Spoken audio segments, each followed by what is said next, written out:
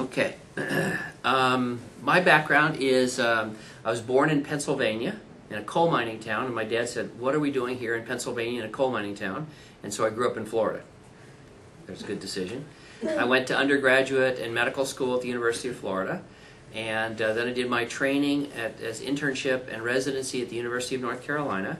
I took 2 years out to go to the National Heart, Lung, and Blood Institute at the National Institutes of Health to work as a clinical associate.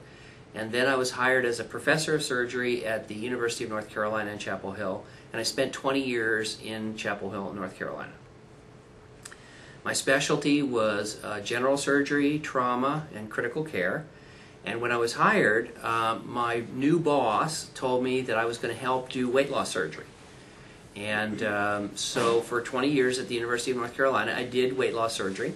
I started off doing the old open stomach stapling and the Roux-en-Y gastric bypass type of surgery. And in 1988, a revolution began in the United States and around the world where surgeons said that you could take out somebody's gallbladder with a TV camera and a straw. And so laparoscopic gallbladder started, and it took about 10 years really to get people to agree that that was the best thing to do. It went from less than 5% of cases in the United States to 95% of cases over about 10 years. And laparoscopic gallbladder surgery I thought was very exciting. I was an early adopter. You can see I'm kind of a gadget kind of guy. And so I did some of the early laparoscopic gallbladder surgeries at our university center.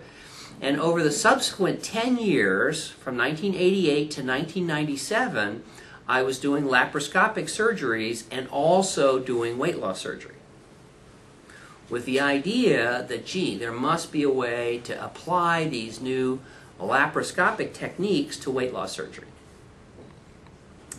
In 1997, I started doing my first laparoscopic Roux-en-Y gastric bypasses, and I was never crazy about that surgery, and I wasn't crazy about doing it laparoscopically. And one night, I was on call for trauma. A drug dealer in downtown Durham, North Carolina, had a disagreement with one of his customers about pricing, and he was shot 6 times in the belly with a .357 Magnum bullet. We got him into the operating room about 9 o'clock that night, and we cut away the bottom of his stomach, the tail of his pancreas and the spleen, a couple of pieces of intestine, and we hooked his stomach back up by hooking at the end of his stomach to the side of his bowel.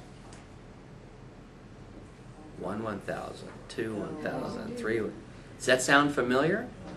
It's called a Billroth 2 loop gastrojejunostomy, and it's the same kind of connection we use in the mini-gastric bypass. So the next morning, I had a patient who was scheduled for a Roux-en-Y gastric bypass, who was a nurse who had worked in the operating room, and a friend of mine, and I said, gee, we're doing this Roux-en-Y gastric bypass, and I think that this Billroth 2 is a better choice. And she said, yeah, I've helped do those kinds of cases for ulcers in the past. I think it's a good choice. Let's go ahead. And so we did that patient surgery, and instead of calling it a anticolic Billroth 2 loop gastrojejunostomy, gastric bypass, I called it a mini gastric bypass because it was minimally invasive. And that was the first case that we ever did in 1997, and now we're over 10 years later, and over 4,000 people have had the surgery. So that's kind of a quick summary of my background and the background of the mini gastric bypass.